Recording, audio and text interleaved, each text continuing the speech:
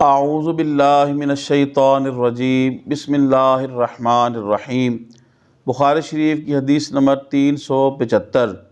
حضرت عقبہ بن عامر رضی اللہ تعالیٰ عنہ بیان کرتے ہیں، نبی کریم صلی اللہ علیہ وآلہ وسلم کو ایک ریشم کی اچکن ہدیہ کی گئی۔ آپ صلی اللہ علیہ وسلم نے اسے پہن کے نماز پڑھی۔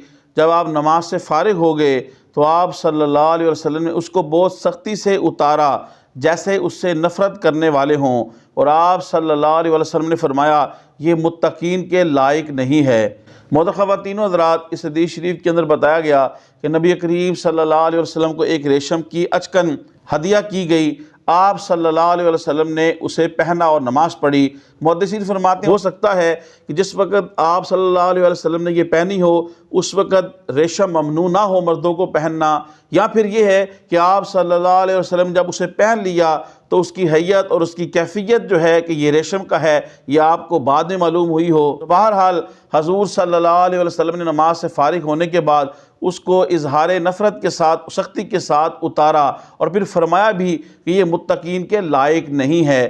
علماء کرام اس حدیث کے ضمن یہ مسائل بیان فرماتے ہیں کہ مرد کے لیے ریشم کا، خالص ریشم کا لباس پہننا یہ جائز نہیں ہے۔ ہاں، اگر اس کے اندر تھوڑا بہت کسی جگہ ریشم ہے، جیسا کہ بہار شریعت کے اندر بھی ہے کہ اگر اس لباس کے اندر تانا یعنی جو لمائی میں جو تار ہوتی ہے، جو دھاریں ہوتی ہیں، اگر وہ ریشم کے ہیں اور بانا یعنی چوڑائی کے اندر جو ہے وہ سوت کے ہیں تو ایسا کپڑا پہننا جائز ہے۔ اور ایک حدیث پاک کے اندر یہ بھی آیا کہ آپ صلی اللہ علیہ وسلم نے مردوں کے لیے کا بنا ہوا کپڑا پہننا منع کیا، ہاں 2 انگل، 3 انگل یا 4 انگل۔ تو اس سے بھی فقہاء کرام اور محدثین نے فرمایا ایسا لباس مرد نے پہنا کہ جس کے اوپر کوئی کڑھائی ہوئی ہو یا ریشم کا کوئی ٹکڑا لگا ہو اور وہ 4 انگل سے کم ہو تو یہ جائز ہے، لیکن بہرحال خالص ریشم کا لباس پہننا یہ مرد کے لیے جائز نہیں ہے۔ جس کے اندر ریشم کے دھاگے وغیرہ ہوں یا کڑھائی وغیرہ ریشم کی ہوئی ہو اس سے بھی اگر بچ جائیں تو احتیاط ہے، یہ تقوی ہے۔ ہاں، جس کو خارش وغیرہ ہو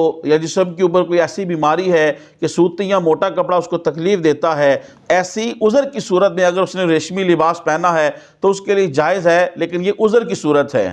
خواتین و حضرات، تبلیغ دین کی نیت سے حدیث شریف کے اس درس کو زیادہ سے زیادہ لوگوں تک پہنچانے کے لیے میرے اس ویڈیو کو شیئر کریں۔ اللہ پاک آپ کو جزائے خیر دے۔ السلام علیکم ورحمۃ اللہ وبرکاتہ۔